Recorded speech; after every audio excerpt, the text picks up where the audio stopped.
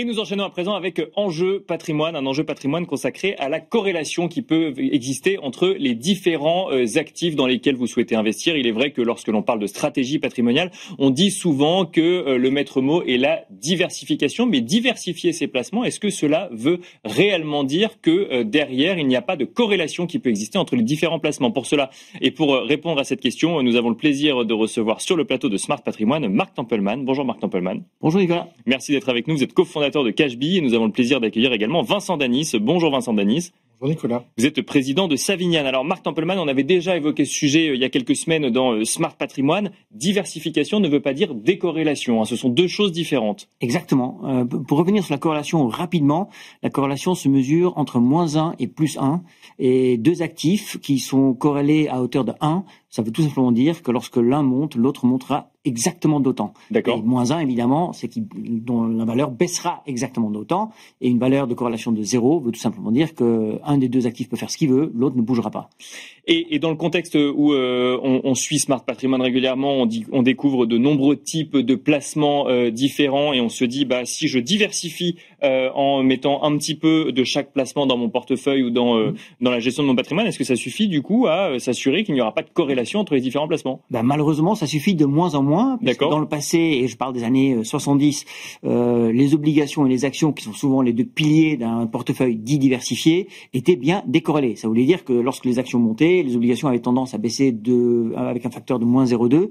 Aujourd'hui, ces deux actifs-là, qui sont les deux grandes classes d'actifs, je dirais basiques, sont corrélés positivement à hauteur d'environ 0,4-0,5. D'accord. Vincent Danis, lorsqu'on fait de la gestion de patrimoine, lorsqu'on discute avec ses clients, lorsqu'on construit des stratégies d'allocation, on intègre ce risque de corrélation même si on diversifie? Oui, puisque ce qu'on cherche à faire tout simplement pour l'épargnant moyen, c'est de l'aider à pas mettre tous ses œufs dans le même panier. Bien sûr.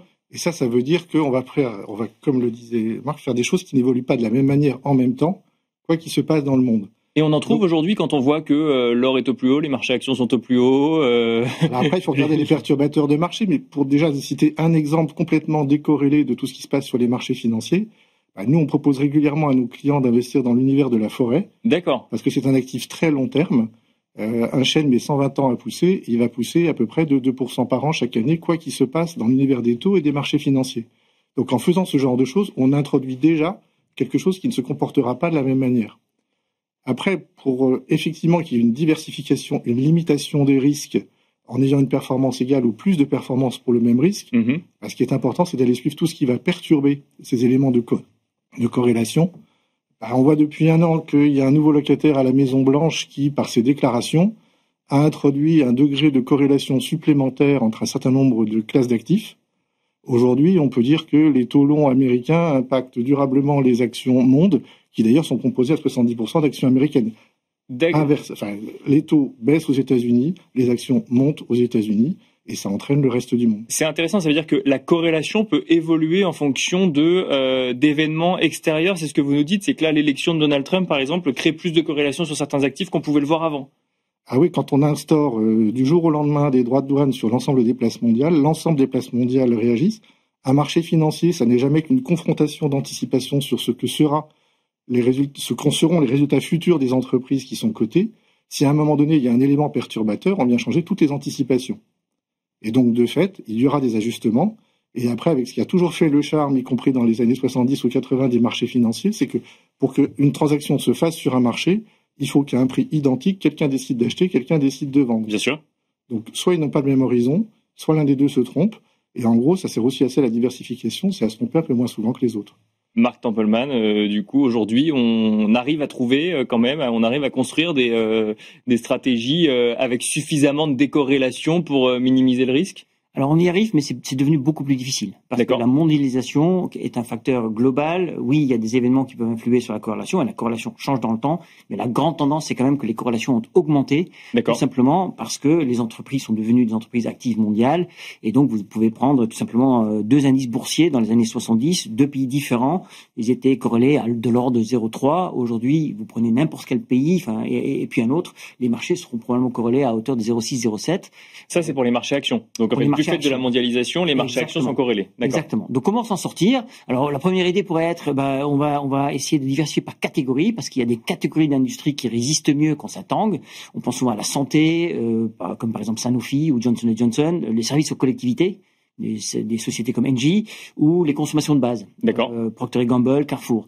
Malheureusement, là aussi, la corrélation s'est élevée, et donc si un jour on a à faire face à une correction de marché, qui aura sans doute lieu un jour, ces actions-là ont tendance à baisser aussi, peut-être un peu moins que les grandes valeurs de la tech, mais elles baisseront quand même. Donc pour vraiment aller chercher la décorrélation, ça devient compliqué. On a cité les forêts, on pourrait penser aussi aux obligations catastrophes. D'accord. Alors qu'est-ce que c'est ça?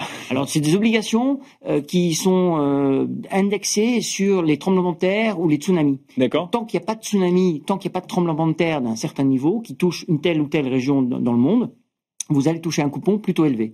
Si un jour ce tsunami se produit, vous perdez votre mise. Mais alors, faut aller chercher loin quand même, parce que, on pourrait se dire, tiens, il y a les marchés actions, il y a les marchés obligataires, on peut faire du produit structuré, on peut faire du private equity. Dans le private equity, on peut faire de l'equity ou de la dette. On voit les cours de l'or qui augmentent, sans parler des crypto-monnaies. Et là, vous nous dites, finalement, si on veut chercher de la vraie décorrélation, on oublie tout ça. Faut aller chercher encore plus loin. Je pense que là où vous avez quand même raison, c'est que des actifs de type immobilier, private equity, dans une certaine mesure, des investissements en art, sont moins corrélés au marché à actions. Vous avez parfaitement raison. L'horizon de placement est typiquement assez long d'ailleurs dans ces classes d'actifs. Malheureusement, il faut signaler aussi que le private equity, ça reste quand même des investissements dans des entreprises. Et donc, si l'économie mondiale ralentit, connaît une crise, pour une raison que j'ignore encore aujourd'hui, c'est une classe d'actifs qui n'échappera pas à cette crise. Donc, lorsque vous m'avez posé la question de la véritable décorrélation, elle est complexe à trouver. D'accord. Même l'or, qui fut un actif négativement corrélé au marché actions, depuis peu, est corrélé relativement positivement. Vincent Denis, même question, effectivement, est-ce qu'on peut trouver de la décorrélation aujourd'hui quand on voit, par exemple, on voit les cours de l'or au plus haut, et on entend beaucoup de gens dire, en fait, ça s'explique notamment par le fait que ceux qui investissent aux États-Unis se couvrent en partie avec des investissements en or. On peut se dire, tiens, rôle de valeur refuge, effectivement, décorrélation. On recherche une corrélation inverse entre la baisse du dollar et la couverture de l'or.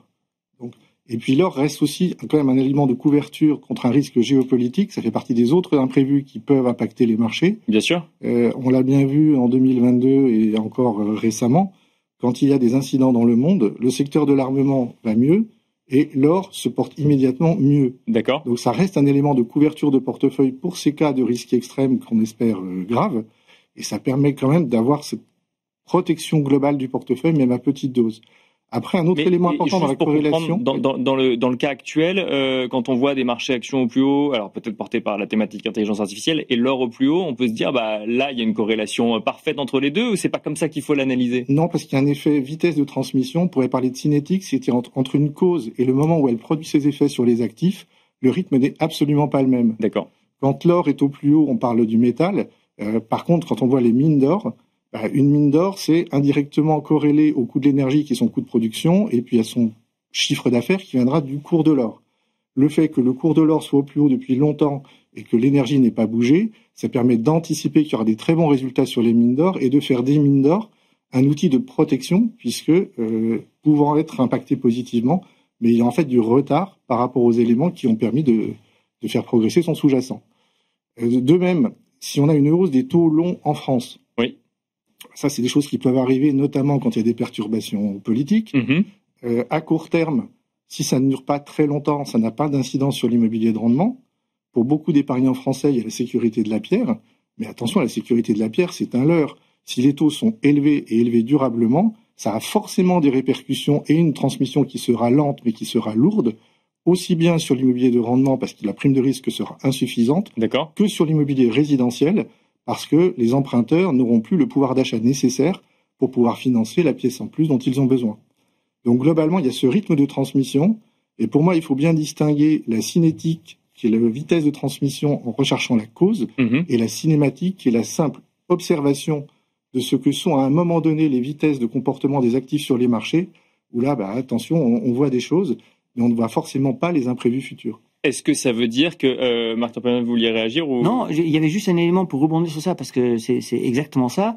C'est qu'il y a un actif, c'est le cash, où la corrélation est plutôt de l'ordre de zéro. D'accord. Donc tant qu'il n'est pas investi. Non, mais donc avoir du cash dans son portefeuille pour pouvoir saisir une opportunité future, c'est un placement, entre guillemets, qui peut être considéré comme étant décorrélé. Maintenant, ce placement, aujourd'hui, dans l'environnement de taux actuel, rapporte pas grand-chose. Mais c'est intéressant de noter qu'un Warren Buffett, pas connu pour faire beaucoup de bêtises quand même, a mis 380 milliards de son portefeuille en cash. Deux questions pour essayer de comprendre ce que vous nous dites, Vincent Danis, et ensuite Marc Tempelman. Un, est-ce qu'on peut classer les actifs financiers selon une échelle de corrélation? Et deux, est-ce que si ça n'est pas possible, cela veut-il dire que même un actif que l'on imaginerait moins risqué qu'une action serait en fait finalement plus risqué qu'on l'imagine puisque tout est corrélé? Alors, on va répondre aux deux. Les actions sont a priori le secteur dans lequel il y a le plus de corrélation parce qu'un élément dont on n'a pas parlé qui impacte, c'est la gestion passive et le poids de la gestion passive. Le fait d'avoir énormément de flux qui investissent dans les ETF, ça veut dire que, par exemple, la diversification sectorielle a moins d'effet éventuellement qu'elle n'en avait autrefois. D'accord. Parce que les différentes valeurs composant un indice vont varier de la même manière selon les flux entrants et sortants. Après, effectivement, historiquement, on couplait actions et obligations. On a vu en 2022, avec la remontée des taux, qu'on pouvait avoir des circonstances de marché dans lesquelles on avait des fortes baisses et avec des corrélations importantes, positives cette fois, entre actions et obligations. Donc il faut surtout se dire que cette observation de la corrélation et de la décorrélation est un élément de choix à un moment donné sur la gestion des EPCVM qu'on va avoir en portefeuille, mais c'est quelque chose qu'il faut regarder constamment et qui va évoluer. Et pour moi, un des points les plus importants dans la valeur ajoutée qu'on peut apporter, c'est quand on sélectionne des fonds en se disant là, j'ai fait une gestion de portefeuille à peu près efficiente en réunissant des actifs qui sont présumés ne pas bouger de la même manière en même temps, je vais quand même vérifier si les deux fonds, par exemple, ne sont pas plus corrélés que je ne le crois, simplement parce que le gérant peut avoir le même style de gestion. D'accord. Et croissance, qualité-croissance, par exemple, ça peut bouger en même temps, même si c'est pas les mêmes horizons géographiques. Marc Tempelman, même élément, donc classé finalement selon une certaine idée de corrélation, c'est compliqué de ce que je comprends. Alors c'est compliqué, mais il est vrai que entre actions, c'est très corrélé. Actions monde développé contre marché émergent, c'est déjà un peu moins corrélé. Contre les obligations, la corrélation aujourd'hui est positive, mais ça baisse. Ensuite, on peut regarder la corrélation avec l'or. Elle est positive aujourd'hui, mais marginalement, donc ça reste une valeur refuge. Et je pense que le message le plus important, c'est que d'abord, en tant qu'investisseur, il faut être conscient de ce phénomène de corrélation et de le prendre en compte dans la constitution d'un portefeuille. Est-ce qu'il faut ne plus diversifier parce que les actifs sont corrélés? Non, pas du tout. Il faut diversifier, mais il faut garder la corrélation en tête lorsqu'on le fait. Et est-ce que ça veut dire que le risque action est présent partout du fait de la corrélation qui existe entre les différents placements ou c'est un peu réducteur? Peut-être un peu plus large. Je pense que le risque, c'est l'économie mondiale et la santé de l'économie mondiale qui pèse finalement sur l'ensemble des classes d'actifs. Merci à tous les deux. Merci Marc Tempelman. Je rappelle que vous êtes le cofondateur de Cashbee. Merci Vincent Danis, président de Savillane. Merci à tous les deux. Merci. Et quant à nous, on se retrouve tout de suite dans l'œil de l'expert.